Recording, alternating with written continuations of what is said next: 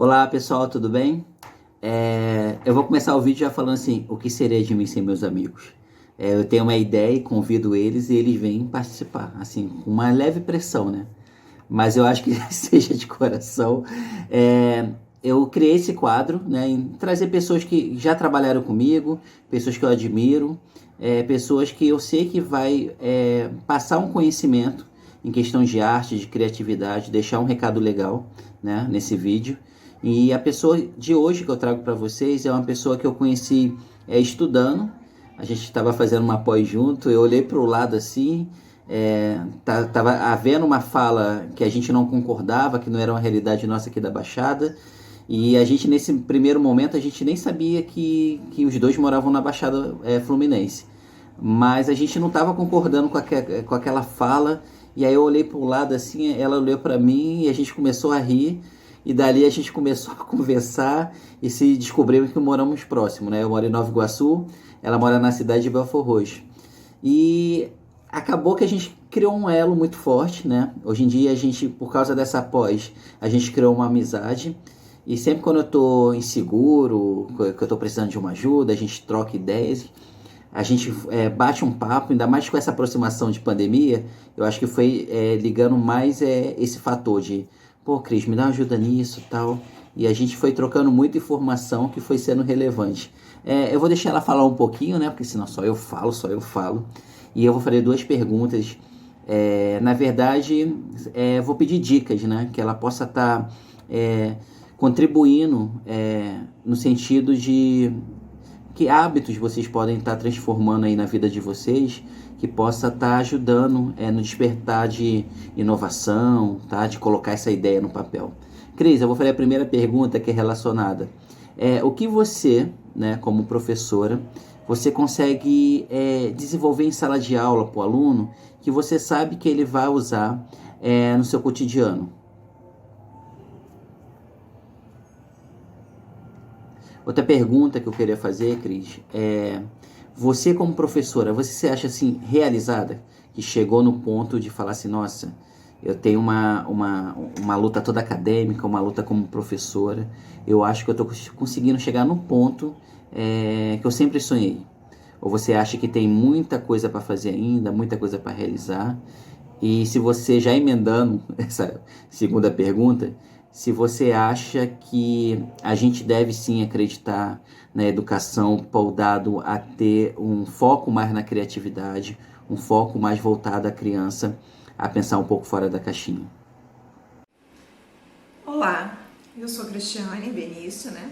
Fico lisonjeada com meu amigo Eduardo, né, ter feito esse convite para mim. Conheci o Eduardo, né, num curso de pós-graduação, como ele já mencionou, né, e relatou o nosso encontro, e a gente verificou que tinha algumas afinidades, né, principalmente quanto à empregabilidade das atividades, né, e no envolto que o aluno tem para realizar essas atividades e qual o propósito dessa atividade. Então, a minha formação acadêmica, né, eu sou formada em licenciatura plena em arte, já atuo na área há uns 13, 14 anos, sou funcionária pública, né, da prefeitura aqui, do município onde moro e do estado do Rio de Janeiro.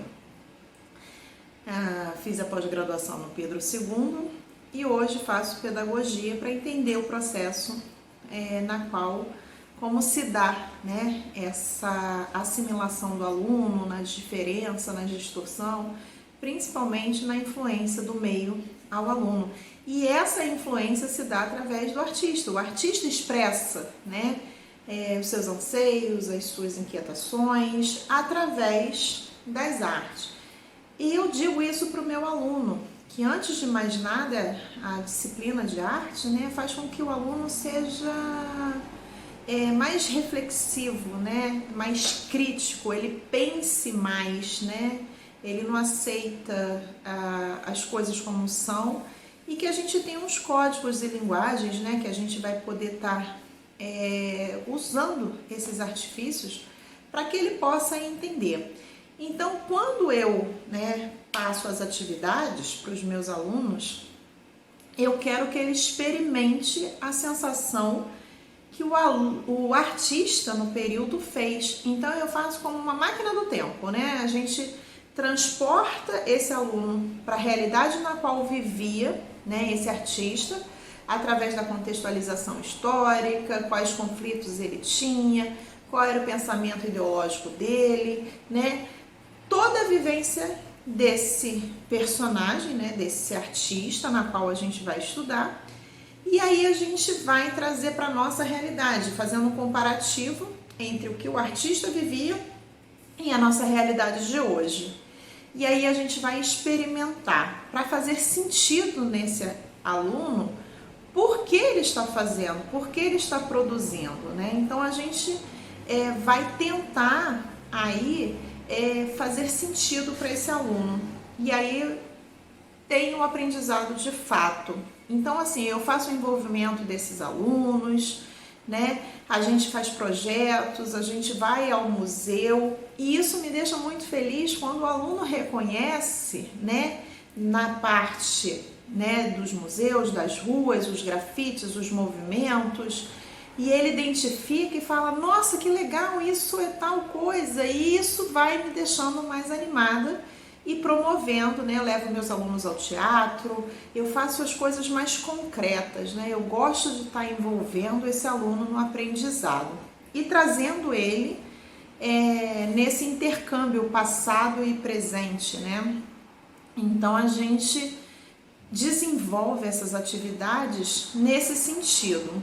Então a gente experimenta, né? A gente faz a análise e a contextualização e a gente desenvolve, né, esse potencial criativo do aluno, que muitos deles dizem assim: ah, professora, eu não sei desenhar, ah, professora, eu não gosto de pintar, né? E aí a gente diz que sim, os alunos sabem desenhar, os alunos sabem pintar, mas a arte não é só isso.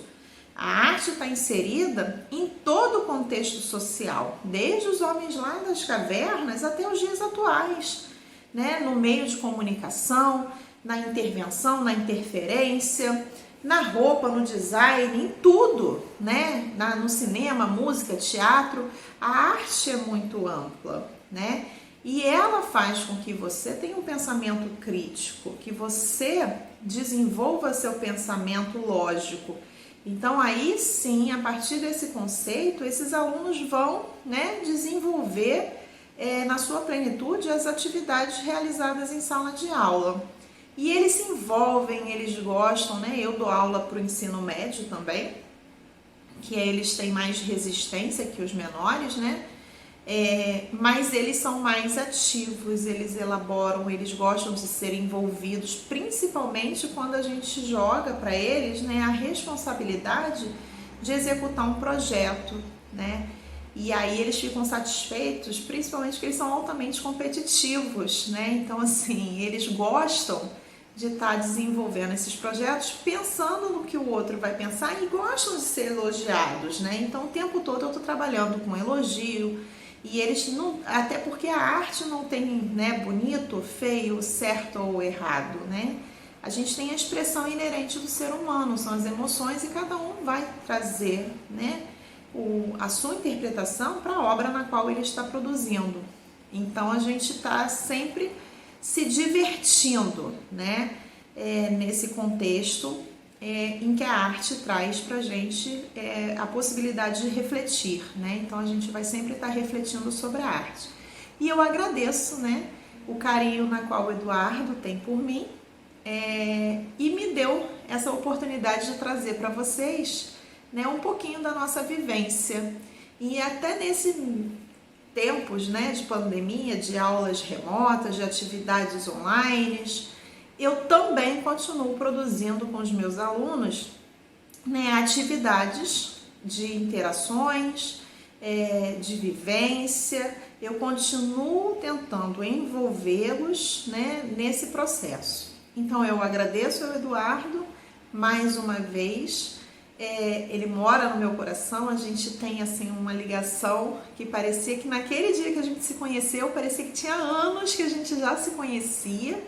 E assim, é muita felicidade envolvendo mesmo, e assim, foi o encontro de almas, né? Beijos, Eduardo, e assim, você mora no meu coração.